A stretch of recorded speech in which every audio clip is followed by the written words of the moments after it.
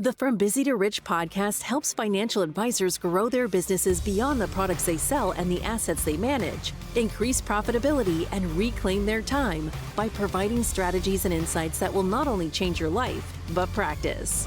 Hello, everybody, and welcome to From Busy to Rich again. I'm Justin Lakin. With me, as always, Wes Young. Wes, it's great to see you today. Good to see you, buddy. Excited about the day. Same here. You know, it's weird. We work out of the same firm and office, but you don't always get to spend a ton of time together, just the nature of the ebb and flow with client load and everything else, us moving into mid-years. So it's always exciting to step back and kind of hit pause and talk about some of the good stuff that's going on and the things that we're doing right now. Yeah, absolutely, man. Exciting season, a lot of stuff happening, and I think we're in such a unique time just in the state of growth and technology and also just what we are doing, the cool stuff going on, and excited to talk to everybody about all that stuff. Yeah, it's really unique, this speed, right? And I think that's a perfect segue for today's topic, is just continue to dive into the conversation we're having about what you just published in your new book, right? The Beautiful Savage, and we'll talk more about that. But I want to dive into that. A couple of things is, for those of you who haven't had a chance to read it yet, A, go get the book, but B, the book is really kind of split into two halves. And we didn't talk about this last time, but it's a fable, and then we've got the other framework for the structural components. I want you to walk through a little bit, kind of a behind-the-scenes reveal. Why did you set it up that way? And then what was your think going on for the inspiration? Yeah.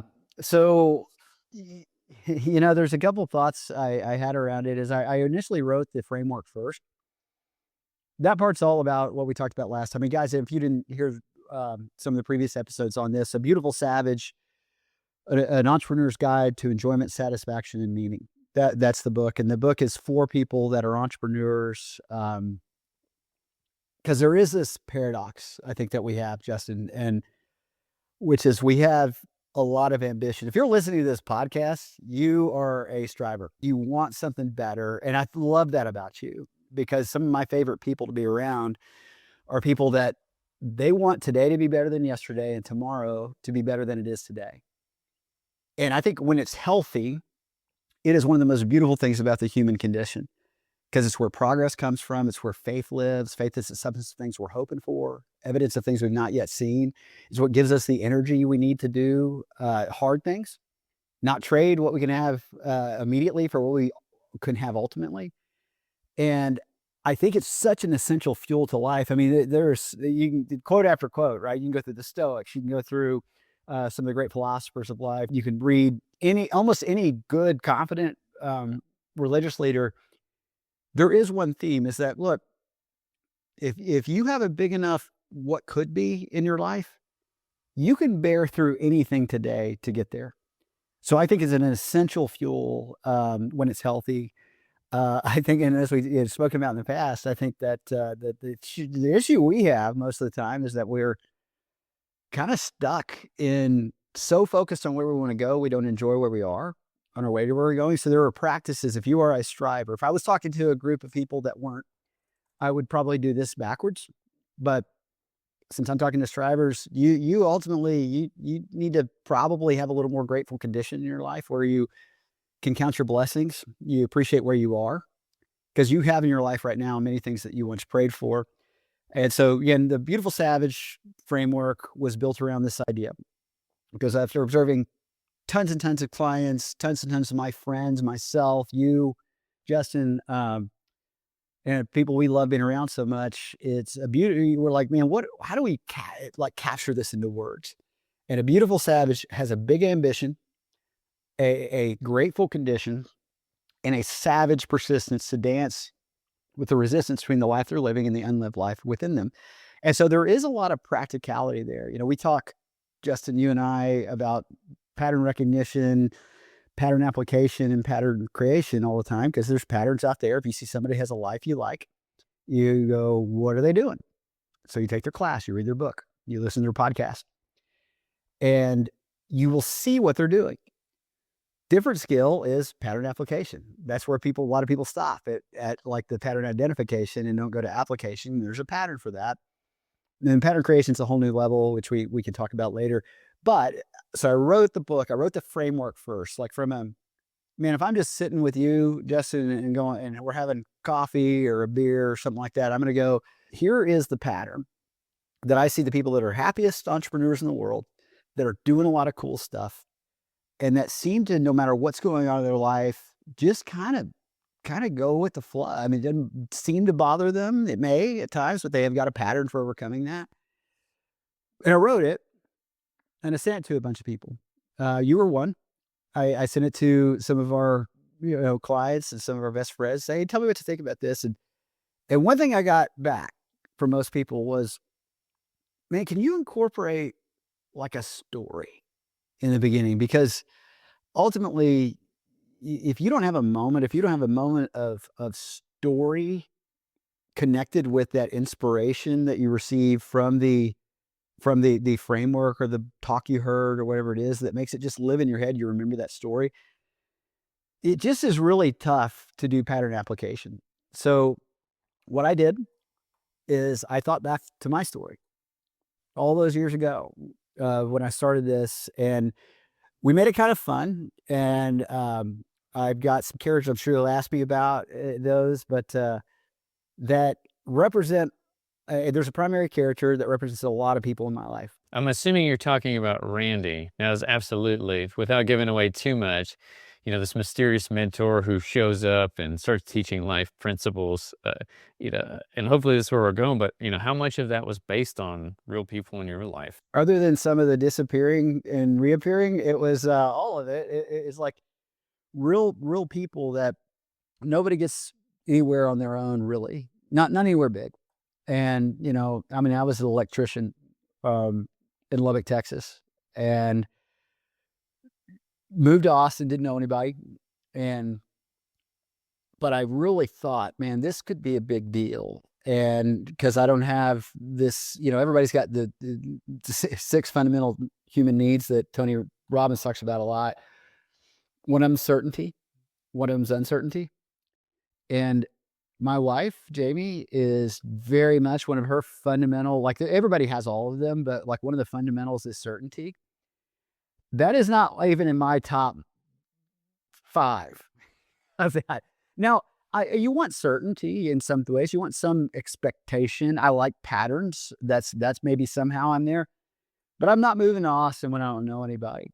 And I have no network, but I had an opportunity if I crave that. What I have way on my list is variety, or you could call it uncertainty. I don't really like that term because it sounds like, it's like Tony always asks, and he says at the beginning of his talks, Justin, let's see how you'd answer this, because he tricks you in it. So just know this is a trick right up front. He said, how many of you like surprises?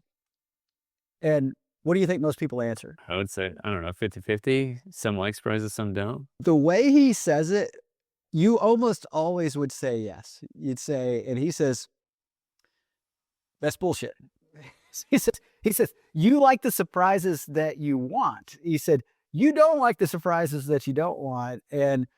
But think about it. I mean, it's like Groundhog Day, right? The movie, you remember that one? I love that movie, by the way. We're gonna do a podcast on like Mike Scoville was. He did a little video on it the other day, but like leadership lessons learned from Groundhog Day. But this wasn't one of them he had. I said, man, you should have thrown this one in there because it was cool at first when he knew what was going to happen every day, because he could kind of play with the day a little bit. But if every day was Groundhog Day, if every day was the same day repeated over and over again, you were built for a little bit of variety. And so with all that, I came to Austin and met a whole different network of people. And then it led me to meet my wife. It led me to meet these incredible mentors of mine. And so one of them was a real guy named Randy Marshall. And many people listening today, if you've been in this business, particularly if you were with the company that, or were with the company that I grew up in, you know Randy Marshall, and no doubt you liked him, and he made a big difference on your life. And I remember going to Randy early on and just saying, hey man, would you mentor me? And by the way, never ask anybody to do that. You could say, can I meet with you to ask you a lot of questions? I'm trying to learn. And they'll absolutely do that. Randy was very kind, and he he sent me a note back and he said, I don't mentor anyone. He said, I'm happy to meet with you and see if there's anywhere I can just give you some context and some paths forward. And he was the best mentor, non-mentor I ever had because he continued to meet with me for 2 years, every single month, and he would just walk me through the mess of, like, learning that I was in. But then there was, Pastor Rob, there was my dad, there was, people I'd never met, books I read, podcasts I listened to, Andy Stanley certainly on that list, John Maxwell, Tony Robbins. I mean, I could go on and on. But all these people that as I'm learning, and this is why I love A Beautiful Savage, because A Beautiful Savage, they have this big ambition and they don't know how to get there. If it's a big ambition, you don't know how to get there because you'd already be there if you had that. So what are your thoughts on that? Because I know you and I have talked extensively about this. Yeah, I think, I mean, ultimately, I agree 100%. You need something or someone, some other framework or something that disrupts your way of thinking to cause you to think about a possibility that's greater than anything that you've seen or experienced personally. And that's the only way. Is there's got to be some form of disruption, and it often comes through other people and models and situations. Sometimes it's unexpected, but I think being, intentional about it creates a whole different dynamic. And I think that's what you're talking about here, is creating intentionality about all those things to where you've got, unlike Groundhog Day, where again, you said it's fun at first, but eventually you stop having something to look forward to, right? Like you don't want to get out of bed. It's how do you continue to do that? And the only way to do that is you have to get outside of yourself in a lot of different ways. Yeah, and who's are an incredible way to do that. If you've not read the book Who Not How, incredible book, but I mean, I attribute so much of the progress that we've made to not trying to go figure out how to do it, but figuring out who I can partner and collaborate with that is going to be a great person in my life to do some life with along the way. And better stuff comes out of that than if you just try and grind out how. In fact, something I don't know, I don't want to know how. I want to know who knows how to do it and likes it. And that's why we have a team of 20 people and are doing what we do today. Yeah, 100%. And I think that, I mean, I love the way that you packaged it in the book. And I think it's critical to understand that the 3 pillars, again, the beautiful ambition, grateful condition, and the savage persistence. We've been talking a lot today about beautiful ambition, grateful condition. But I think it's important to understand, like, they are tied together. You cannot separate the 3. Not if you're trying to create this beautiful savage type life and existence. Like, you can't have one without the other 2 and expect that kind of life in return. I know we talked about savage persistence last time a lot, but something we didn't get to is one of the chapters specifically you mentioned that hit me hard was when you're talking about some of the arrogance components, because I think it's one that it's sneaky in how it creeps up and how it gets into your life. You call it success-induced blindness. You even brought up the Blockbuster story. I know we talked about that before, and your opportunity to get to see that real time kind of from your dad's position. I guess give a little backstory on that.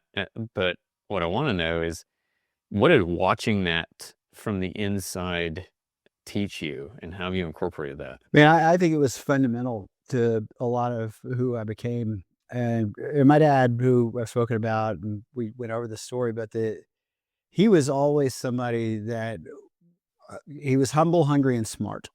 And the humility aspect, which is the antidote to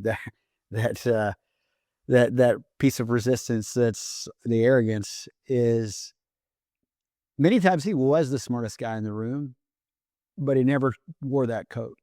He was always a guy that would say, I can learn something in this conversation.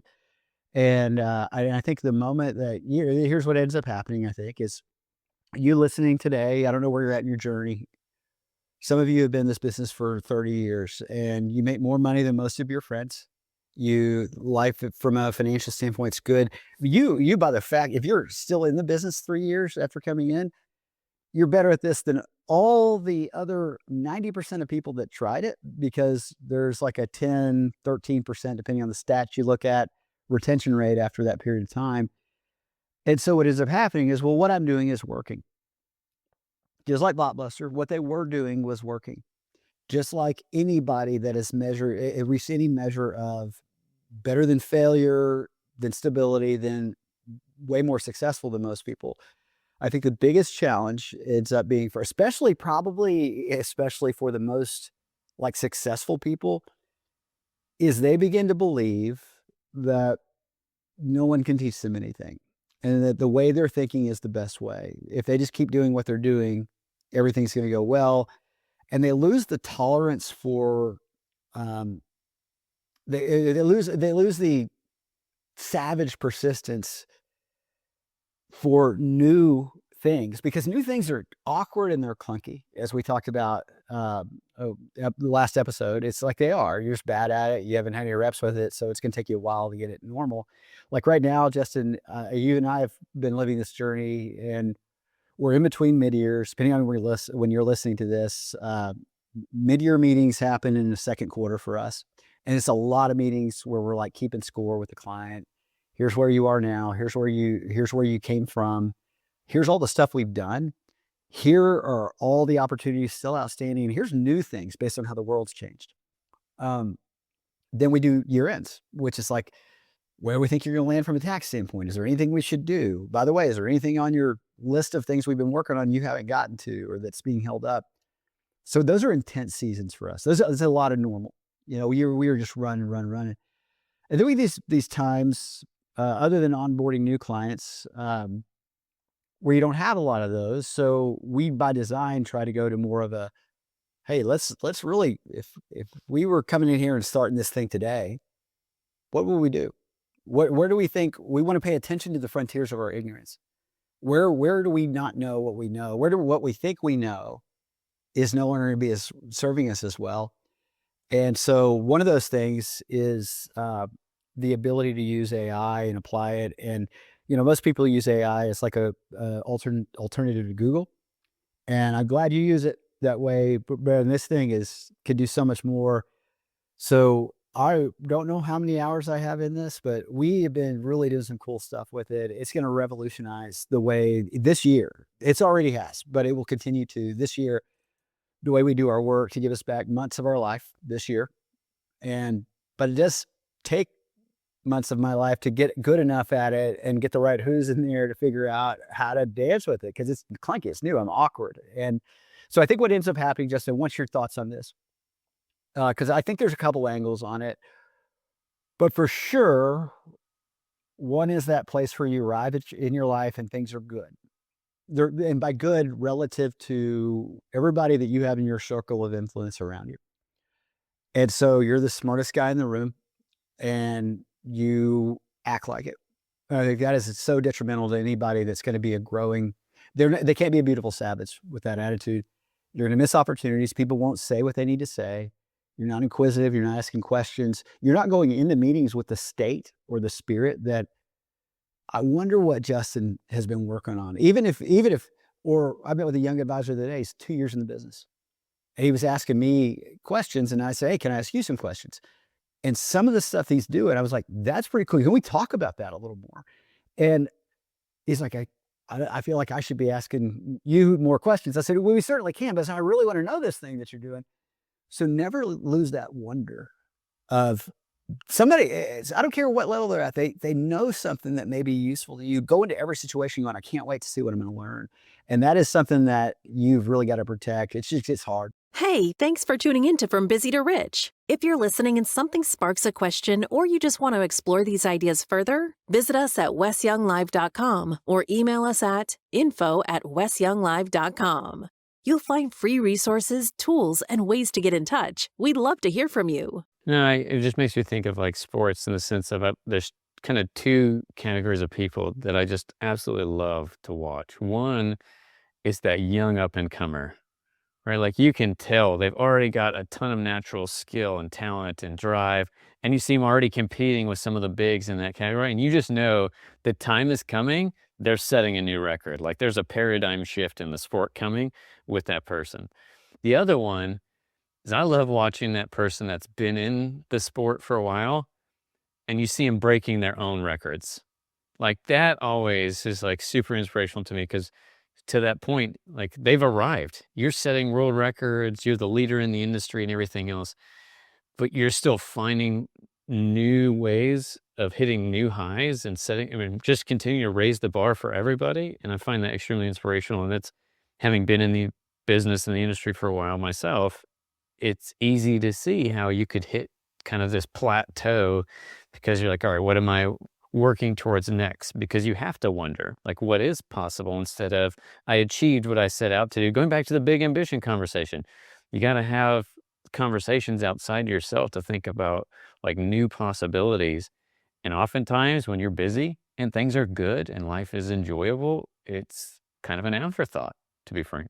I think that's profound. And I think that if we don't regularly bump into this, that's why I love having the kind of definition we have of Beautiful Savage, because I mean, I say it every day to myself. And of course, I'm talking about it all the time right now, but I've always talked about it. Now we just have language for it that's better and more concise, because I don't want to be, I don't want any of those pieces of resistance to be something I don't know how to dance with anymore. And if you don't do a dance for a while, you don't do it as well, like anything else. You know, if you, Justin, I know you're pretty out of shape and can't fight well. That's a lie. Those of you who don't watch on YouTube, you would, doesn't really get shape, and he does jujitsu all the time and things like that. But you've gone through periods. You've had to move. You've done different stuff. So maybe you weren't in like that regular, frequent practice of jujitsu.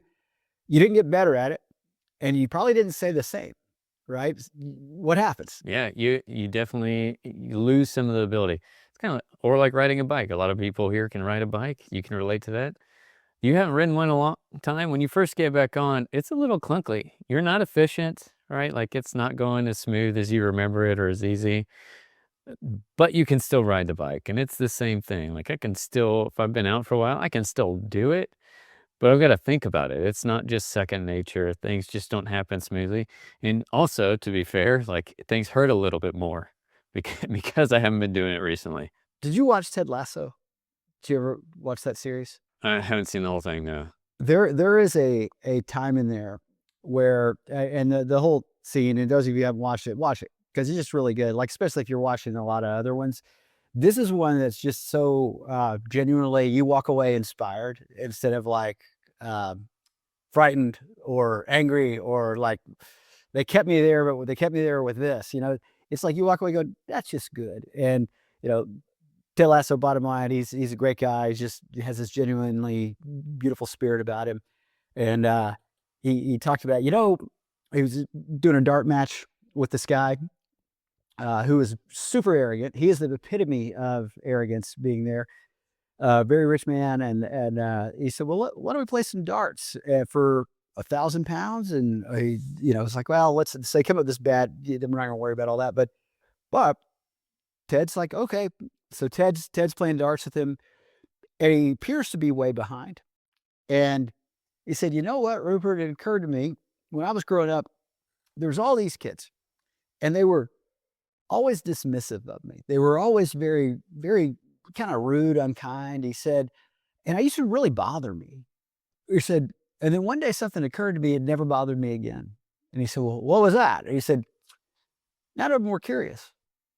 He said, all of that stuff they had, they were not curious. He said, like, let me ask you a question. He said, like, if playing a game like this for what we're playing for, you might have, if you were curious, have asked, have you played a lot of darts, Ted? And I would say every day from the time I was 9 to the time I was 17 when my father passed away in this bar. And he throws a dart and he makes it. And he's got to like make 3, but he ends up making it all. And he's like, but be curious. Be curious. And I think a big part of humility is your capacity for curiosity about what someone may have. I mean, you're in a meeting with someone anyway. Just go in with the thing. I don't know what I'm going to learn today. I don't know what this person may have for me. I want to give them value. That's always one of my things. I mean, as we talk about all the time, my sincere prayer before every meeting is, God, help me to want something for this person, not from them. But your capacity for curiosity is such a great guardrail against arrogance. it really does draw you in, because when you think, because what does it say? Justin, it says, I don't know everything there is to know. And there's new stuff being invented all the time. I'm going to be a person of curiosity. I'm going to be curious. I believe every person in them has, even that they're terrible in some areas of their life and not going well, there could be a nugget that I could get from this. And hopefully I can help them along the way as well. So I just think it's a wonderful show. You got to watch the show. Yeah, I got to watch the show now. And I love what you said there, because I think it's critical for leaders, because it's easy we were doing this in our character development, in our internal study, right? The discussion on how easy it is, especially the longer that you're in leadership and the more people you're leading, because people come to you for answers, you just start assuming you're right all the time.